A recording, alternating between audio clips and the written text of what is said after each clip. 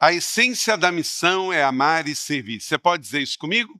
A essência da missão é amar e servir. Pedro negou Jesus, tinha um temperamento muito difícil, oscilava, não sabemos na época se ele tinha um transtorno bipolar ou não, se ele era muito colérico, sanguíneo ou hemorrágico, né? Mas para querer cortar a cabeça do soldado, ele que foi rápido, tirou a cabeça, só decepou a orelha, talvez ele era assim um pouquinho sanguíneo, não é? Mas isso atrapalhava a missão. Tanto é que ele chegou ao ponto de negar Jesus. Mas Jesus sempre foi da segunda chance. Quando ele ressuscitou, ele chamou Pedro lá em Cafarnaum e restaurou o ministério pastoral e apostólico de Pedro. Mas antes ele fez uma interrogação com Pedro. Pedro, você me ama mesmo?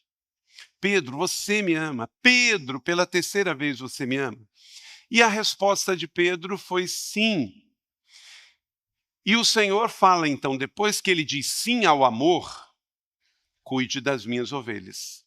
Então, para restituir o ministério apostólico e pastoral de Pedro para com a igreja, depois que ele foi aos céus, Jesus queria a garantia de Pedro que ele o amava e que ele diria sim ao serviço. Isso aconteceu e ele recebeu e, de fato, se tornou um grande líder da igreja.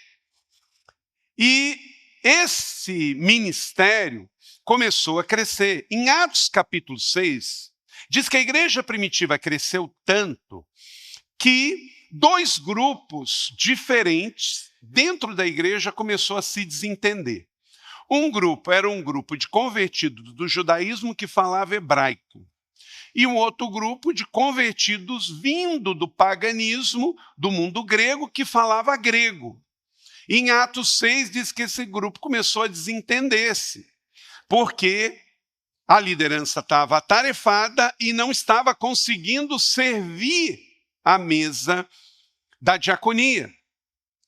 E aí, com isso, apareceu entre eles um consenso do Espírito Santo que eles então orassem, tivessem novos líderes, vieram novos, Prócano, Nicamor, Parmenas, e eles então, com esses novos, redistribuíram o ministério.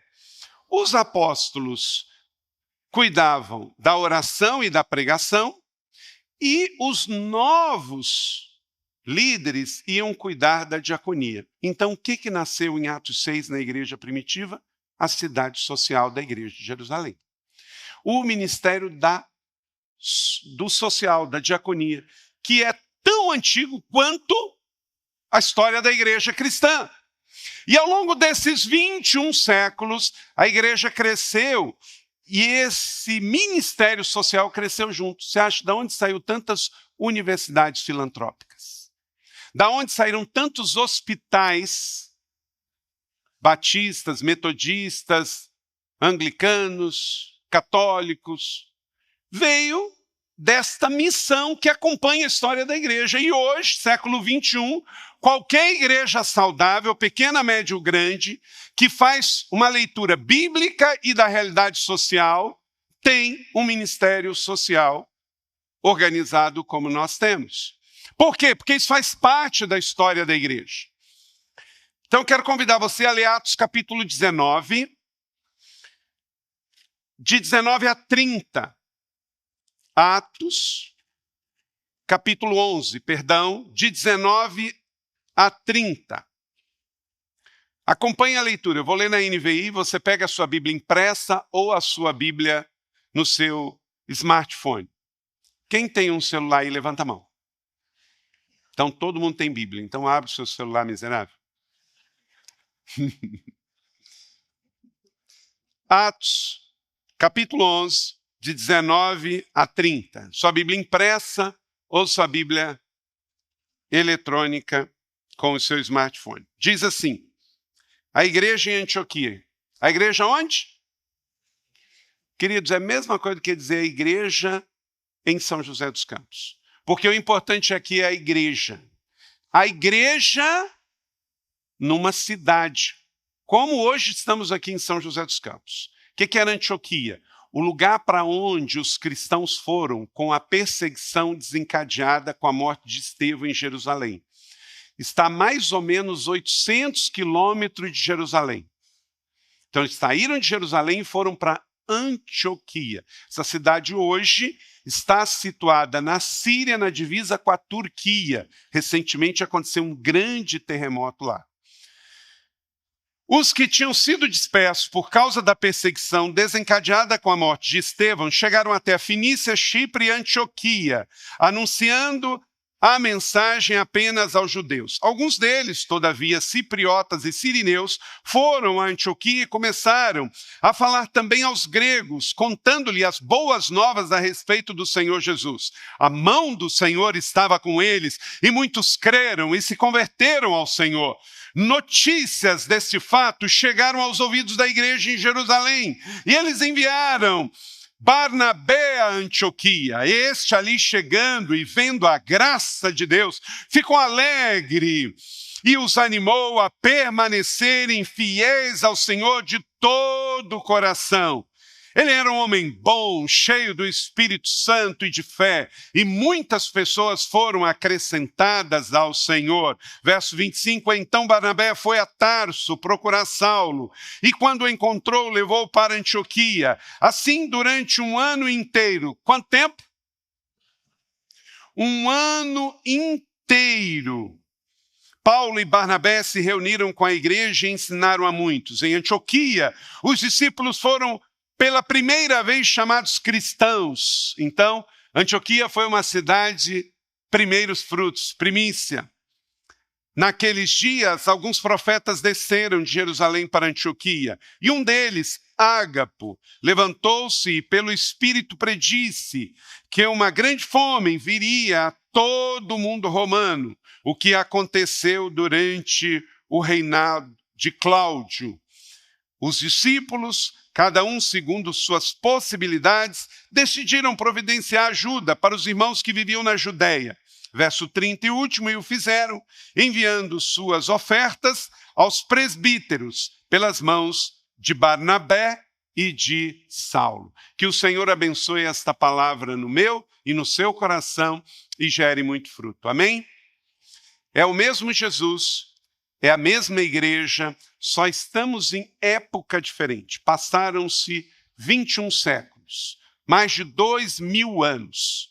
E precisamos continuar seguindo estas mesmas palavras e esses mesmos passos nesses 21 séculos depois, hoje.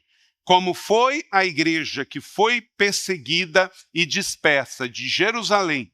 E isso não foi o fim da igreja, mas foi o início de uma nova igreja em Antioquia, e dali uma base missionária para a expansão por toda a Euroásia e todo o Oriente Médio, e por isso chegou até aqui. Nós também temos que seguir debaixo desta mesma palavra.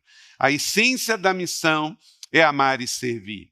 Em Atos 12, diz assim, leia comigo, que é a continuação, eu li Atos 11, mas Atos 12 fala justamente sobre esse crescimento. Todos juntos.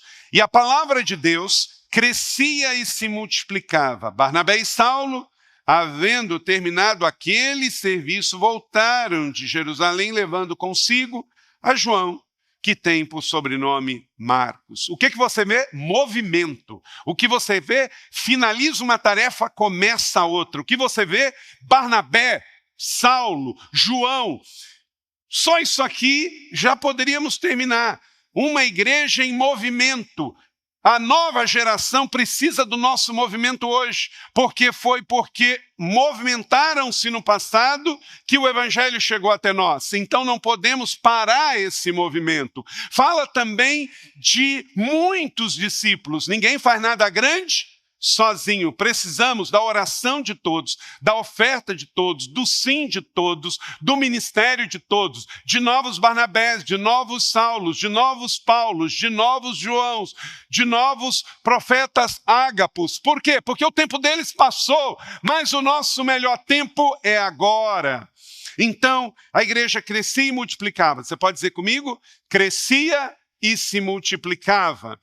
E, então, como eu disse, o pré-requisito para continuarmos esse movimento é a palavra de Jesus para Pedro. Então, se você me ama, cuida das minhas ovelhas. O Senhor sabe, disse Pedro para João, todas as coisas. Sabe o que eu te amo? E Jesus falou, eu sei. Então prova para mim. A prova do amor é o serviço. A prova prática de quem ama é servir, disse Jesus em João 21, 17. E a grande compaixão da igreja está baseada justamente no amor. Nós já aprendemos bastante aqui na igreja sobre o grande mandamento, amar a Deus sobre todas as coisas e ao próximo como a nós mesmos, não é isso?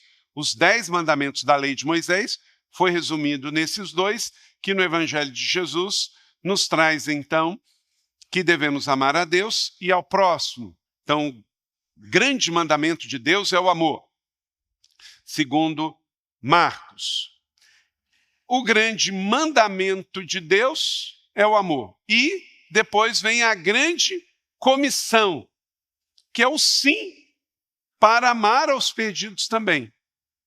O grande mandamento, a grande comissão em Mateus 28. Mas tem um outro, que é a grande compaixão de Jesus. Está onde? Mateus 9, 36. E eu queria pedir, se você tem uma Bíblia impressa, aí abrir e a grifar. Para toda vez que você voltar a ler o texto de Mateus 9, 36, lembrar que aí está a grande compaixão de Jesus. O grande mandamento é importante, a grande comissão é importante, o grande mandamento é importante também. Vamos ler juntos? Quando viu as multidões,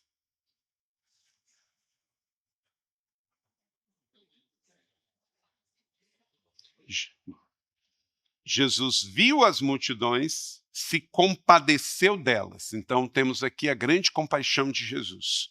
E por quê? Porque elas estavam confusas e desamparadas como ovelhas sem pastor. Deixa eu dizer para você, olha para cá, esse negócio de desigrejado não é coisa de Jesus. Jesus olha para o mundo, para quem ainda não é convertido, e ele vê ovelhas desgarradas sem pastor. Mas não pode ovelhas que têm Jesus dizer, Cristo sim, igreja não. Não, isso é uma mentira do diabo que alguns estão ouvindo. Cristo sim, igreja sim. Você pode me dizer isso? Cristo sim, igreja sim. Por quê? Porque Jesus vê uma multidão lá fora, desamparada, desprotegidas como ovelhas sem pastor. Mas o que ele está falando? Da realidade da sociedade sem Cristo. Não pode ter a ver isso com você. Eu sou de 1970, eu tenho 54 anos. Então eu fui junior na década de 70 e adolescente na década de 80. Década de 80 eu era um adolescente e lá no estado do Rio, quando a gente encontrava as pessoas e perguntava sobre religião, basicamente só tinha 2 respostas. Ou a pessoa era um cristão católico e dizia, sou praticante ou não praticante. Pronto, acabou. Era um cristão católico, praticante ou não praticante. Ok. O praticante ia à missa todo domingo, comungava e tal. E o não praticante falava, não, eu vou lá na Páscoa, quando tem um batizado, quando tem um casamento, tal. Aí você andava um pouquinho mais e encontrava um cristão evangélico. Aí ele dizia que igreja que ele estava, porque era muito raro na década de 80 você encontrar aqueles afastados. Então, era muito comum perceber que no cristianismo católico tinha o praticante e o não praticante, e no cristianismo evangélico todos eram praticantes. Seria redundante na década de 70 e 80 dizer que a pessoa era um cristão evangélico praticante. Não precisava, porque se ele era evangélico, ele era praticante. Passaram 40 anos, aqui estamos. Pode andar no estado do Rio, no estado de São Paulo, em todo lugar, você vai encontrar de novo o primeiro grupo. Cristão, católico, praticante e não praticante, igualzinho. A mudança está do lado de cá, quando você vem e encontra o evangélico. Agora tem o evangélico praticante e o não praticante. Só que o não praticante está numa situação dificílima. Encontra um evangélico desigrejado em São José dos Campos e em todo lugar. O cara está azedo, amargo, ele está igual um siri dentro da lata. Você já teve essa experiência? Bota um siri, pega dentro de uma lata e coloca o bicho lá. Ele vai se bater que só. Eu não sei o que aconteceu, que talvez pelo crescimento de igreja, muita igreja doente, e pessoas já estão lá pela 5ª igreja, e muitas dessas pessoas estão extremamente feridas e ferindo. Enquanto no passado você tinha o praticante e não praticante no cristianismo católico, mas os dois estavam meio de boa, você não via falar mal de ninguém. Hoje, o cristão evangélico que está integrado, ama Jesus, ama a sua igreja, está de boa, mas aquele que está desigrejado, ele fala mal do irmão, do líder de grupo, do líder de ministério, do pastor, da esposa do pastor, do bispo, do apóstolo. Todo mundo está errado e ele é a vítima do negócio. Mas por quê? Porque ele pega e faz o seguinte. Então, pastor, fui na minha igreja domingo. Fui na igreja domingo e o pastor Carlito me expôs. Ele me expôs. Eu tive que ficar sentado. Porque ele pegou e celebrou uma turma lá de laranja. Como eu não estava de laranja, eu tive que ficar sentado. E pronto. E aí, isso aí, gente, já é motivo para o cara sair da igreja. Só que ele não conta a história toda. Ele não conta assim. Eu estava no culto. O momento era um momento específico, didático, de ensinar o princípio bíblico da ação social, do serviço que acontece desde Atos capítulo 6 da igreja primitiva. E o pastor estava pregando sobre isso. E aí ele perguntou quem já é voluntário. Mas aí eu não pude ir à frente porque eu não sou. Ele perguntou sobre quem ora, e eu nunca oro sobre ação social. Ele perguntou quem dá um pila, lá no Rio Grande do Sul é um pila, para ação social no Pix, e eu não dou. Ele não conta a narrativa toda, pastor Fabiano. Ele se vitimiza. E aí já é motivo para ele sair, porque ele está mal resolvido e tudo é contra ele. Querido, você é obra-prima da criação, você é joia da coroa, foi feito pouco abaixo dos anjos. Deixa eu dizer uma coisa para você. Talvez hoje o único lugar na sociedade que você vai ouvir não só o que quer, mas o que precisa é na Bíblia e na igreja saudável. É na Bíblia e na igreja saudável. Só. Sabe por quê? Porque nós vivemos numa sociedade cheia de gostos e preferência. Pensa comigo, acompanha aqui. Você só vai no cinema ver o filme que você quer. No seu stream, você só assiste a programação que você gosta. No passeio, você só vai no que você gosta. O esporte que você pratica é o que você gosta. A viagem de férias que você faz é que você gosta, que você curte. Se você não curte montanha, você vai para a praia. Se você não gosta de praia, você vai para o centro. Se não, você vai para casa. Se não, você vai dormir. Por quê? Porque nós vivemos numa sociedade que você escolhe o que você gosta. Você escolhe o filme que você vai ver, o livro que você vai ler, a viagem que você vai fazer, a comida que você vai comer. Você não come feijão se você não gosta. Por quê? Assim é a vida, feita de escolhas. Só que nós trazemos isso também para a vida como um todo. E por isso muitas pessoas não gostam de ler a Bíblia. Porque a Bíblia não tem compromisso com o seu conforto, ela tem compromisso com o seu crescimento e com a sua edificação. Porque a Bíblia não é para passar a mão, não é para passar o pano. Quem aqui já ficou, fala sério, hein? Muito indignado com Deus, sua carne queria fazer outra coisa, aí você foi ler a Bíblia e foi confrontado, você queria matar, triturar o indivíduo e leu, e justamente o texto saiu sobre perdoar e orar. Levanta a mão. Não é? Por quê? Porque a Bíblia não tem compromisso em passar pano para o meu conforto, mas sim me exortar quando eu preciso, me disciplinar, fazer com que eu cresça.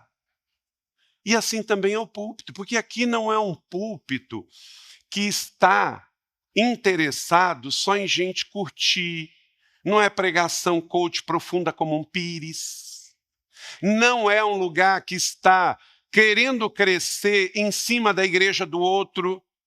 Por isso fazemos evangelismo, por isso vamos... Você sabe, só um parênteses aqui. Todo esse pessoal que está aqui servindo, que você, a partir de agora, vai orar, ofertar e servir, amém? Aleluia. Menos, se o que me falou ontem isso, menos de 5% são da nossa igreja. Nós não fazemos ação social para membresia. Graças a Deus não precisa. Só 5% precisa. Mas fazemos porque amamos. A essência do ministério, da missão é amar e servir. Independente se a pessoa é espírita, católica ou qualquer outra religião. Ou evangélico de outra igreja. Porque amamos para servir. A doutrina da fé cristã, nós não fazemos ação social porque vamos reencarnar. Jesus já morreu a nossa morte, nós morremos em Cristo e com a morte dele nós ressuscitaremos. Então, eu não faço ação social para numa próxima vida me dar bem. É porque Jesus me amou primeiro, então em resposta eu vou amar também. Eu estou salvo, independente de fazer ação social ou não, porque Jesus morreu na cruz por todos os meus pecados, amém? Mas porque eu estou salvo, enquanto que ele não vem, nós vamos.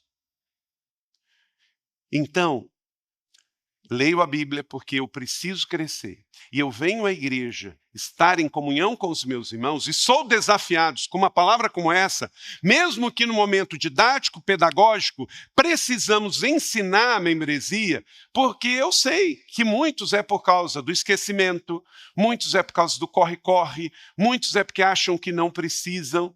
E estamos aqui para dizer não. Todos podem, desde que você organize a sua agenda, todos podem contribuir dentro da possibilidade de cada um. O que não podemos é não fazer nada. Amém ou não amém? Então, dentro da possibilidade, todos podemos. Então, Jesus teve compaixão dos que não tinham pastor porque estavam desagarrados do rebanho. Você não. Você tem um pastor no céu e tem pastores aqui na terra. Você tem uma igreja eterna que você vai viver com Cristo e enquanto que ele não vem, você tem uma igreja aqui na terra, que é a sua igreja local, no qual denominamos aqui igreja da cidade, nossa família para pertencer. Que tem defeitos, que tem problemas. Menino, sua família biológica tem 6. Você tem ou não tem problema lá? Quem tem algum tipo de problema na sua família biológica, levanta a mão. 1 a cada 9 levantaram a mão e o 10º ainda é mentiroso. Porque se não tem problema é porque você está andando mesmo na bolha ou está com algum ponto cego e esse ponto cego é você mesmo. Né? Claro que tem, gente. Pessoas são pessoas. O pastor Fábio, lá dos Estados Unidos, disse aqui para nós essa semana uma coisa que é um fato. Ele disse ali no culto Recarga, pastor Fabiano, que o ministério, se não fosse as pessoas, seria uma Disneyland. não é? Porque, assim, gente, pessoas são pessoas. O diabo não vai se converter. A minha carne e a sua carne não melhora. É um dia de cada vez. Mas Jesus nos falou sobre tudo. E ele nos deu uma garantia. Eu estarei sempre com vocês. Até o fim dos tempos. Então, primeiro, não desista do seu casamento. Segundo, não desista do seu pequeno grupo, do seu GDC. Terceiro, não desista do seu ministério. Não desista da sua igreja e não desista da sua vida. Vamos prosseguir, porque com Jesus o melhor está por vir. No contexto, então, desse texto, nós vemos que temos aqui algumas chaves. Eu quero pedir que você me acompanhe. Você tem o app da igreja que você baixou ou o QR Code. A genuína pregação do Evangelho leva a igreja a um crescimento natural e constante, como Atos até os dias de hoje. Primeiro, para uma igreja amar e servir com eficiência, é necessário olhar para os problemas como oportunidade de crescimento. Não se vitimize, não é questão de que você tem que achar todos estão contra mim. Não, vamos... Já que estamos no mundo caído pelo pecado, aonde somos enviados como ovelhas a um lugar onde tem lobos, veja aí o texto que lemos, versos 19 e 20. Os que tinham sido dispersos por causa da perseguição desencadeada com a morte de Estevão, foi um grande problema, a perseguição com o apedrejamento de Estevão em Jerusalém, gerou com que os fariseus crescessem em perseguir a igreja e os cristãos. Eles então foram para Fenícia, Chipre e Antioquia, foram reclamando? Não, foram anunciando. Eles não chegaram lá, nos mandaram embora. Deus, eu te aceitei, eu te sirvo, e agora a gente tem que ser expulso de Jerusalém por causa do teu nome. Não foi esta a atitude deles. O texto diz que eles foram por toda parte levando o evangelho aos judeus, os que os perseguiam, aos romanos que os perseguiam, aos gregos que os perseguiam, porque a resposta da igreja é o amor. E aí alguns deles, cipriotas e sirineus, foram a Antioquia e começaram a falar também aos gregos, contando o quê? As reclamações, os problemas, os azedumes. Meu irmão, se você tiver um problema logo cedo, coloca isso diante de Deus, coloca o seu fio terra no lugar certo. Não adianta tomar uma madeira de vinagre 7 horas da manhã, porque você vai ficar azedo o dia inteiro.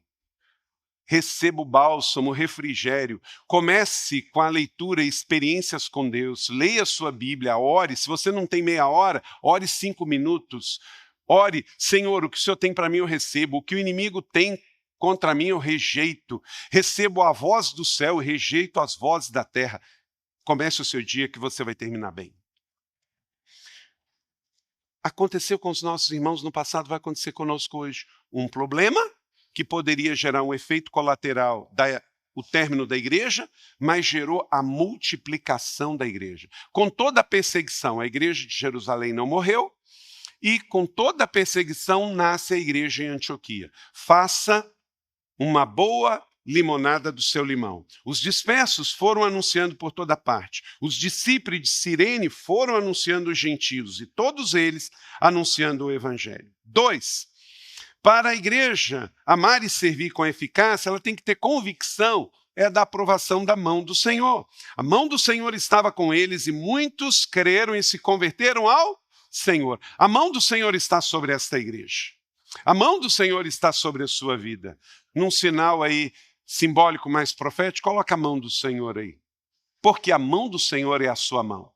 Que você viva esta semana debaixo da boa mão do Senhor. E que nenhum mal o atinja. E que como consequência da mão do Senhor estar sobre a sua vida, outros vejam isso. E como na igreja primitiva, queiram falar com você. Qual é o Deus que você segue? Que igreja você frequenta? Quem é você? Porque quando a mão do Senhor está sobre nós, o rosto brilha. Quando a mão do Senhor está sobre nós, nós temos a plenitude e a alegria do Senhor. É uma coisa maravilhosa ter a mão do Senhor. Conversões de vidas e obra missionária através disso. Terceiro, para que a igreja ame e sirva com eficácia, é necessário manifestar um ambiente de graça no meio das pessoas. Veja o verso 23 de Atos 11 que lemos. Todos juntos, leia comigo. Este ali chegando e vendo a graça de Deus ficou alegre e os animou a permanecerem fiéis ao Senhor de todo o coração.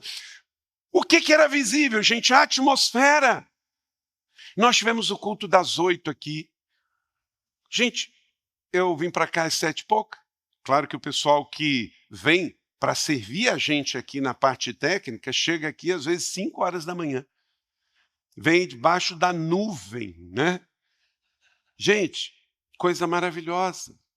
Aí chega aqui, tem essa atmosfera linda, no ministério de estacionamento, na recepção, no Kids, porque pessoas amam servir, isso é maravilhoso.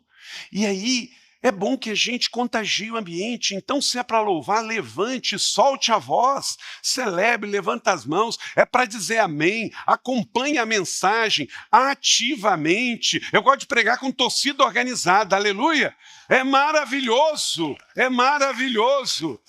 porque você lembra, lá em Jerusalém, na igreja primitiva, no cenáculo, quando veio o Pentecostes e o Espírito Santo pegou o pessoal, que hora que era? Eram 9 da manhã. E o que aconteceu? Chegaram os de fora e falaram assim: esse pessoal aí bebeu. Não é possível. A outra alternativa foi o que foi testificado. Não, eles não beberam, eles estão cheios do Espírito Santo. Meus irmãos, que assim seja em nome de Jesus. Que aqueles que vêm de fora aqui sejam um eterno cenáculo, um eterno manifestado do Espírito Santo. O povo chega aqui para o culto das 8 e chega para o culto das 10 e vão falar assim: não, beberam, eles não beberam essa hora da manhã. Então só sobrou uma alternativa: esta casa está cheia do Espírito Santo de Deus. É um povo que louva, é um povo que canta, é um povo que celebra, é um povo que fala em línguas, é um povo que aplaude o Espírito Santo do Senhor. Porque, queridos, eles vão... Não é possível. Eles não estão vendo as lutas que estão acontecendo no mundo? Estamos. Mas olha os problemas de corrupção, sabemos e oramos por isso, e não somos corruptos. Mas e os problemas sociais? Sim, estamos lá no Rio Grande do Sul orando, ofertando e indo. Então, essa é a alegria da vida. É você não viver numa bolha, interagir fora da bolha, mas não deixar que os de fora da bolha contamine quem você é, o que você está fazendo aqui e para onde você vai. Eu sei que o mundo está em crise, mas eu estou em Cristo Jesus. Tem gente que fala, mas o Brasil, todo mundo é corrupto. Se você não é corrupto, você fala assim, pode ser todo mundo, mas eu não sou. Pronto, você tem que se posicionar. Eu não vou ajudar o Rio Grande do Sul porque vai desviar a doação. Você sabia que essa é a conversa fiada do cara mais avarento da Terra? Gente, que no meio de tanta comunicação, é claro, como diz essas linguagens aí de videozinho da internet, é claro que você sabe aonde encontrar uma instituição social séria para ofertar. A igreja da cidade e a cidade social é uma. Mas a pessoa que gosta do genérico para não ofertar, ela fala, não, eu não vou dar porque vai desviar. Não, a pessoa que pensa assim já desviou para o bolso dele. Não é? Porque ele não quer dar. Mamon domina todas as partes dos bolsos. Então, manifestar um ambiente de graça no meio das pessoas. Você chegou a alegria, amém? Aleluia! Chegou a boa notícia dessas coisas ao ouvir da igreja em Jerusalém e enviaram Barnabé em Antioquia. Queridos, entenda o contexto social. A igreja está em Jerusalém, ela está em frangalhos, ela está fragelada, porque era uma grande igreja, mas veio a dispersão, todo mundo fugiu. Então ficou pouca gente. A igreja se resumiu, ficou pequena. Mas a situação de Antioquia era pior ainda, porque era uma igreja de uma região muito pobre, muito necessitada. E aí essa notícia daquela igreja que não tinha perseguição, mas estava com muitas necessidades, chega à igreja de Jerusalém, que estava minguadinha. por causa da perseguição. Mas mesmo assim, na sua necessidade, ela pega um grande líder, um homem cheio de fé, cheio de misericórdia, Barnabé, e envia para lá. Porque ninguém é tão pobre que não possa fazer algo. Você pode orar, você pode entregar suas moedinhas, o que você não pode é não fazer nada.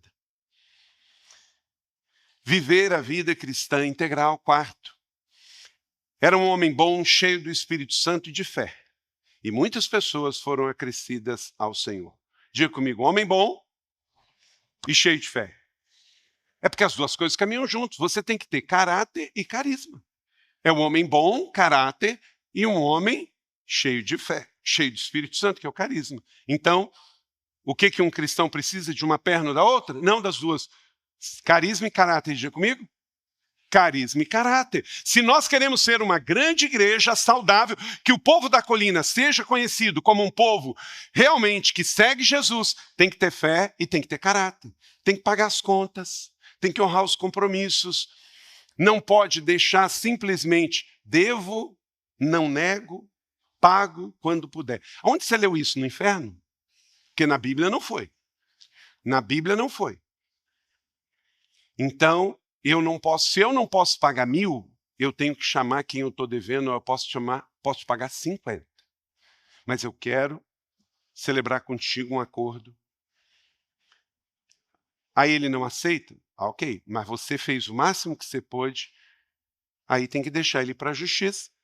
E aí, se o juiz te chamar lá, o juiz vai perguntar quanto que você pode pagar, você vai falar que é 50 e ele vai ter que falar para ele aceitar os 50. Então, era melhor encurtar o caminho e chegar à conclusão e ir direto ao ponto. Não é isso? Sem custos para ninguém. Unção e caráter, isso tinha Barnabé. Homem bom, íntegro, cheio do Espírito Santo, que exortava a permanecer no Senhor. Inclusive você que está grávida aí, você que está pensando no menino, nome bom. Eu gosto, Barnabé. Nome bom.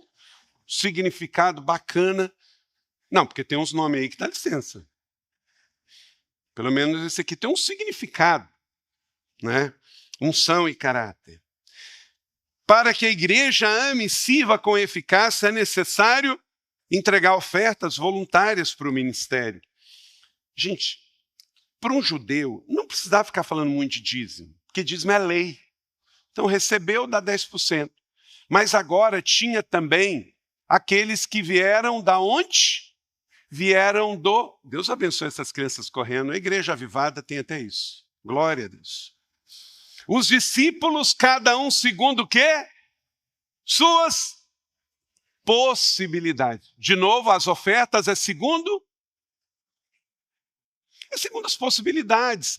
Não estamos falando aqui do dízimo. O dízimo é a parte que Deus me dá, 10% eu entrego, fico com 90%, isso é lei. E Jesus e o Novo Testamento não invalidou o Novo. Agora, a necessidade é maior. Tem a necessidade da cidade social, tem a necessidade dos refugiados, tem a necessidade dos flagelados no Rio Grande do Sul. Aí o que eu dou? No princípio de Atos, capítulo 11, 29. Decidiram providenciar ajuda para os irmãos da Judéia. Mas, espera aí! Mas a igreja não estava passando necessidade? Como ela decidiu providenciar ajuda? Porque a essência da vida cristã é dar. Mesmo para quem está precisando receber, eles decidiram dar. Então fizeram enviando suas ofertas pelas mãos de Barnabé e Saulo. Aqueles que foram ajudar, voltaram com ajuda. Que coisa maravilhosa. Isso aqui é um texto lindo. Então, 2 tipos de contribuição. O dízimo, que é a adoração a Deus. Lucas 8, 18, 12, Deus em Jesus nos ensina a dar o dízimo de tudo. E oferta, que é a parte que eu faço o quê? Dou segundo as minhas possibilidades. Proclamem em toda parte suas ofertas voluntárias. Simples.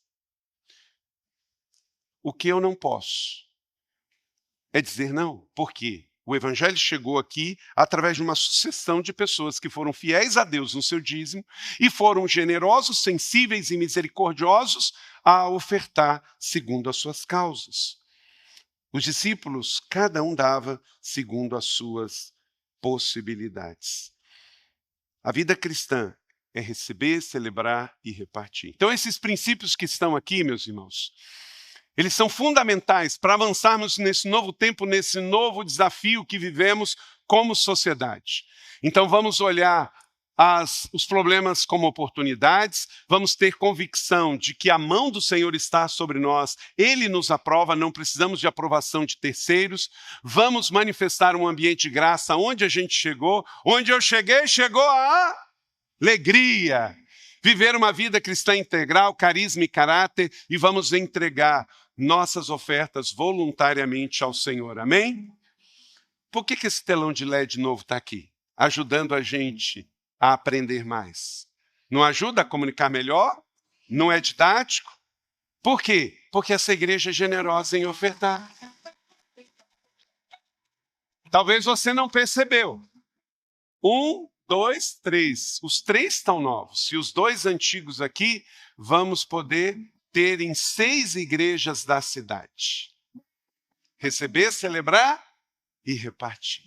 Então, uma vez uma pessoa que já está na glória disse assim: pastor, eu fiquei impressionado. Se pensa num lugar fácil de dizimar, é a igreja da cidade. Porque toda semana que eu volto lá tem algo que foi feito com aquilo que entregamos. É impressionante. É um lugar que não é para endeusar ninguém, enriquecer ninguém, mas para expandir a glória do Senhor. 5 mil, não foi nem 4 nem 6, 5 mil pastores e líderes de 25 estados brasileiros e Distrito Federal e 13 países vieram aqui essa semana e foram abençoados, edificados com a sua generosidade, porque eles desfrutaram de um lugar que eles não pagaram para poder receber. Eu e você pagamos antes. Desde 2004, quando esta terra foi comprada, 2008, quando começou essa construção, 2012, quando nos mudamos para cá, e 2016, quando foi inaugurado este lugar. E sabe por que nós estamos podendo ampliar a cidade social? Você sabe por que a igreja pôde comprar aquele imóvel lá por 3 milhões de reais, dar 1 milhão de entrada e agora estamos podendo pagar com a cidade social as parcelas? Porque, graças a Deus, agora que a colina está ficando pronta e nos próximos 7 anos se conclui tudo que tem que construir aqui, nós estamos podendo plantar mais igrejas, enviar mais missionários, expandir o social, expandir missões, o plano PEG, porque quanto mais a gente faz a base forte, é um farol que brilha para as nações. Não poderemos chegar longe se não temos uma casa grande, forte, bonita, para receber, treinar e enviar. Vieram aqui essa semana 1.500 pastores. Como que esses pastores voltaram daqui? Isso aqui inspira, porque é um lugar que prega o ambiente, as pessoas, o serviço, a unidade, o testemunho deles, de tanta gente servindo eles, que eles nem conhecem. Por quê? Porque é pura doação, é puro serviço. Por isso tem aquele globo que prega ali para todas as nações, porque o nosso campus não é o mundo, mas o mundo é o nosso campus. Por isso que a rua é todas as nações. Por isso que cada lugar aqui tem um significado profético e apostólico que vai além de mim e você. Estamos aqui porque a missão da igreja é amar e servir. Vamos continuar fazendo isso, igreja? Você recebe essa palavra da fé? Vamos juntos inspirar da cidade para as nações? Aleluia, glória a Deus. Agora, à luz do que você acabou de receber, esta palavra da fé, qual é a sua resposta? A palavra mais poderosa é arrependimento. Quando nós nos arrependemos e cremos, a palavra de Deus entra em nossa mente, em nosso coração e nos transforma. Algumas pessoas ouvem e não dão nenhuma resposta, mas eu acredito que hoje o Espírito Santo tocou você de forma especial. Qual é a sua resposta? Hoje, você quer receber Jesus como seu Salvador e Senhor pessoal? Pode levantar a mão aonde você está. Deus abençoe a sua vida. Que Jesus Cristo agora seja seu Salvador e Senhor. Será que você que está afastado também não é hora de você se arrepender e receber esta bênção de voltar para Jesus e para a igreja? Se esta é a sua decisão, também Deus abençoe a sua vida. E você que se batizou, talvez bebê, isto não foi pecado, mas não foi uma decisão que trouxe mudança para a sua vida, porque o infante não tem vontade própria e ele não tem do que se arrepender. Mas agora você ouviu esta palavra e você quer, de fato, ser batizado, porque agora você entendeu. Então, a sua mãe, o seu pai, um padrinho pode ter levado você para ser batizado pequeno, mas Jesus não foi levado por Maria e José. O batismo bíblico ele não é só por imersão, mas ele é também precedido de uma decisão de arrependimento. Você quer, agora que entende que é um pecador, também ser batizado? Amém? Deus abençoe e, por favor, entre em contato conosco. Aproxima o seu smartphone do QR Code que aparece na tua tela. Se você aceitou Jesus, se você quer se reconciliar na fé e voltar para a igreja, se você quer ser batizado, neste exato momento, preencha essa ficha online e mande os seus dados para nós. Nós não vamos compartilhar com ninguém a sua decisão, mas vamos entrar em contato com você. Então, seja muito bem-vindo e que Deus te abençoe. Estamos felizes, estamos em festa pela sua decisão hoje. Que Deus te abençoe e vamos juntos viver um dia de cada vez a nossa fé em Jesus.